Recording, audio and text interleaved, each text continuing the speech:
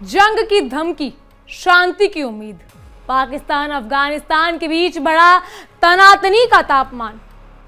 काबुल की कड़ी चेतावनी, पाकिस्तान का जवाब, जंग नहीं बात करेंगे। नमस्कार, आप देख रहे हैं इंडिया डेली का डिजिटल प्लेटफॉर्म और आपके साथ मैं हूं जिया कौशिक। नमस्कार, मैं हूं आपके साथ शिखा त्यागी। आज हम बात करेंगे दक्षिण एशिया के उस तनावपूर्ण मोड़ की जहां पाकिस्तान और अफगानिस्तान के रिश्ते एक बार फिर जंग की कगार पर नजर आ रही हैं। जी हां, हालात ऐसे हैं कि शांति वार्ता रुकी हुई है, लेकिन पाकिस्तान अभी भी बातचीत जारी रखने की बात कर रहा है। ये मुद्दा सिर्फ दो देशों का नहीं बल्कि पूरे क्षेत्र की स्थिरता से जुड़ा है। इस बीच तुर्की ने मध्यस्थता की भूमिका निभाने की कोशिश तेज कर दी है। आइए जानते हैं कि मामला क्या है और हालात किस तरह से बदल चुके हैं। बिल्कुल जिया, हालात काफी नाजुक हैं। पाकिस्तान ने रविवार को कहा है कि वो अफगानिस्तान के साथ बातचीत जारी रखने के लिए तैयार है। भले ही काबुल की ओर से युद्ध की चेतावनी मिलने के बाद शांति वार्ता रुक गई। ये बयान उस समय आया है जब दोनों देशों के बीच सीमाई तनाव बढ़ता जा रहा है। मीडिया रिपोर्ट्स के मुताबिक तुर्की के विदेश मंत्री, रक्षा मंत्री और खुफिया प्रमुख इस हफ्ते पाकिस्तान का दौरा करने वाले हैं ताकि अफगानिस्तान के साथ शांति समझौते पर बातचीत की मौजूदा स्थिति पर चर्चा की जा सके।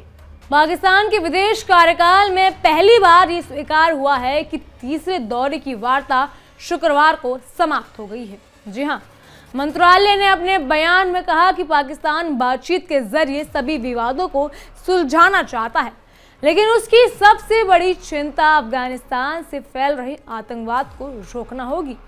ये बयान बताता है कि पाकिस्तान अभी भी बातचीत का रास्ता खुला रखना चाहता है, लेकिन साथ ही अपनी सुरक्षा को लेकर चिंता में भी है। दोनों देशों के प्रतिनिधियों की मुलाकात हाल ही में इस्तांबुल में हुई थी। इस बैठक का उद्देश्य 19 अक्टूबर को कतर में हुए युद्ध विराम समझौते को मजबूत करना था, लेकिन इस वार्ता से पहले सीमा पर हुई गोलीबारी में कई लोगों की जानें चली गई, जिससे दोनों देशों के रिश्ते और भी ज्यादा तनावपूर्ण हो गए। अब ये गोलीबारी उस समय हुई जब दोनों पक्ष एक दूसरे पर आरोप प्रत्यारोप में लगे हुए थे और अब इसका असर सीधे तौर पर बातचीत की प्रक्रिया पर पड़ता दिखाई दे रहा है। तुर्की के राष्ट्रपति ने भी इस पूरी स्थिति पर अपनी प्रतिक्रिया दी है। उन्होंने कहा है कि उनका देश इस्लामाबाद और काबुल के बीच स्थायी शांति और युद्ध विराम स्थापित करने की कोशिश कर रहा है। राष्ट्रपति ने बताया कि तुर्की पाकिस्तान और अफगानिस्तान के बीच होने वाली आगामी बैठक का मुख्य उद्देश्य क्षेत्र भी स्थिरता लाना है। ये बयान तुर्की ने उस वक्त दिया जब पाकिस्तान और अफगानिस्तान दोनों के बीच युद्ध की जंग होने वाली है। जी हाँ, ये बयान तुर्की की उस कोशिश की तरफ इशारा करता है जिसके जरिए एक बार फिर मध्यस्थता की भूमिका निभाना चाहता हो। वहीं दूसरी ओर अफगानिस्तान की तालिबान सरकार ने पाकिस्तान पर शांति वार्ता विफल करने का आरोप लगाया है। अफगान प्रवक्ता ज़बीउल्लाह मुजाहिद ने कहा कि पाकिस्तान की मांगे अनुचित थी और इसलिए बातचीत आगे नहीं बढ़ सकी। उन्होंने ये भी कहा कि अफगानिस्तान युद्ध नहीं चाहता, लेकिन अगर लड़ाई होती है तो उसे अपनी रक्षा का पूरा अधिकार है। ये बयान एक तरह से पाकिस्तान के लिए चेतावनी भी माना जा रहा है। ज़बीउल्लाह मुजाहिद ने अपने बयान में ये भी दोहराया कि अफगानिस्तान किसी को भी अपने क्षेत्र का इस्तेमाल किसी भी अन्य देश के खिलाफ करने की अनुमति नहीं देगा।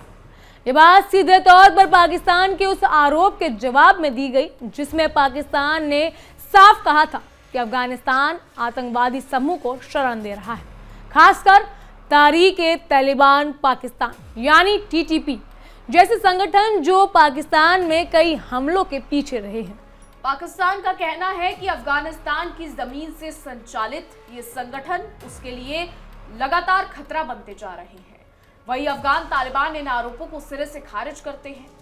उनका कहना है कि वो अपने क्षेत्र से किसी को भी पाकिस्तान या किसी अन्य देश के खिलाफ गतिविधियों की इजाजत नहीं देते। इस बयानबाजी के बीच सच्चाई क्या है ये कहना मुश्किल है, लेकिन दोनों देशों के बीच अविश्वास की दीवार लगातार ऊंची होती जा रही है। इसके बावजूद तुर्की और कतर जैसे देश अब इन पड़ोसी देशों के बीच संवाद बहाली की कोशिश कर रहे हैं। तुर्की ने तो बाकायदा ये संकेत दिया है कि वो आने वाले हफ्तों में पाकिस्तान और अफगानिस्तान के बीच एक और बैठक करवाने की तैयारी में है। जी हाँ, इस बैठक में युद्ध विराम को मजबूत करने और सीमाई इलाकों में स्थायी समाधान खोजने पर चर्चा होगी। मामला सिर्फ सीमा का नहीं है, बल्कि दोनों देशों के राजनीतिक भविष्य का भी है। अफगानिस्तान में तालिबान सरकार को अंतर्राष्ट्रीय स्तर पर अब भी सीमित मान्यता मिली है और पाकिस्तान उन देशों में से एक है जो उनके साथ संपर्क बनाए रखे हुए है। ऐसे में अगर ये वार्ता पूरी तरह विफल हो जाती है तो इसका असर न केवल दोनों देशों पर बल्कि पूरी क्षेत्रीय सुरक्षा व्यवस्था पर भी पड़ सकता है। देखिए, दक्षिण एशिया पहले ही आतंकवाद, आर्थिक संकट और शरणार्थी मुद्दों से जूझ रहा है। अगर पाकिस्तान और अफगानिस्तान के बीच बढ़ता है संघर्ष तो इसका असर सीधे भारत, ईरान और मध्य एशियाई देशों तक जा सकता है। इसीलिए तुर्की जैसे देशों की कोशिश सिर्फ मध्यस्थता नहीं बल्कि पूरे क्षेत्र की स्थिरता बनाए रखने की दिशा में एक अहम कदम हो सकती है। अब एक और बात जो इस पूरे विवाद में सामने आ रही है वो है सीमाई क्षेत्रों में रहने वाले लोगों की परेशानी। हाल की गोलीबारी में कई निर्दोष नागरिकों की जानें चली गई हैं। लोग डर के साए में जी रहे हैं, व्यापार रुका हुआ है और सीमा पार का आवागमन लगभग ठप हो चुका है। ये आम जनता के लिए एक बहुत बड़ी मानवीय चुनौती बन गई है। इन सब के बीच सवाल ये उठता है कि क्या पाकिस्तान और अफगानिस्तान एक बार फिर बातचीत की मेज पर लौट पाएंगे? पाकिस्तान का कहना है कि ये बातचीत से पीछे नहीं हटना चाहता, लेकिन इसे सुरक्षा का भरोसा चाहिए। वहीं अफगानिस्तान कह रहा है कि उसे अपनी संप्रभुता से समझौता मंजूर नहीं।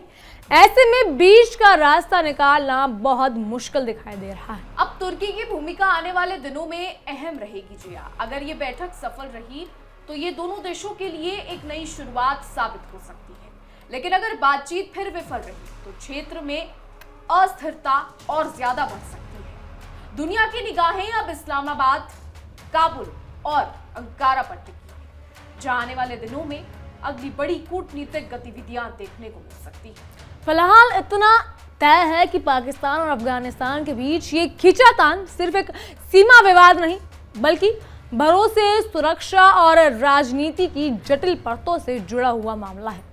आने वाले कुछ दिन तय करेंगे कि ये तनाव युद्ध की ओर बढ़ेंगे या फिर तुर्की की कोशिशें शांति की एक नई उम्मीद जाएगी। उम्मीद यही है कि संवाद और समझदारी से दोनों देश एक बेहतर दिशा में आगे बढ़े, क्योंकि जब भी पड़ोसी देशों में शांति होती है उसका असर पूरे क्षेत्र में दिखता है। इसी आशा के साथ हम रखेंगे नजर इस मामले के हर एक अपडेट पर और आप तक पहुंचाते रहेंगे कि क्या कुछ पाकिस्तान और अफगानिस्तान के बीच हो रहा है, कतर क्या कर रहा है, तुर्की क्या कर रहा है, अमेरिका क्या कर रहा है और क्या ये दोनों देश फिर से लड़ाई करने वाले हैं, फिर से जंग करने वाले हैं, सीमा पर क्या कुछ होता है, क्या कुछ अपडेट्स रहेंगे, वो सब हम आपके सामने लेकर आएंगे। आपको सारे अपडेट्स इससे जुड़े हुए बताएंगे। फिलहाल हमारी आज की रिपोर्ट में बस इतना ही। आपकी इस पर क्या राय है हमें कमेंट के जरिए जरूर बताइएगा और ऐसी ही देश और दुनिया की तमाम बड़ी खबरें जानने के लिए देखते रहिए इंडिया डेली और हमारा खास शो तहकीकात, हर खबर की तह तक।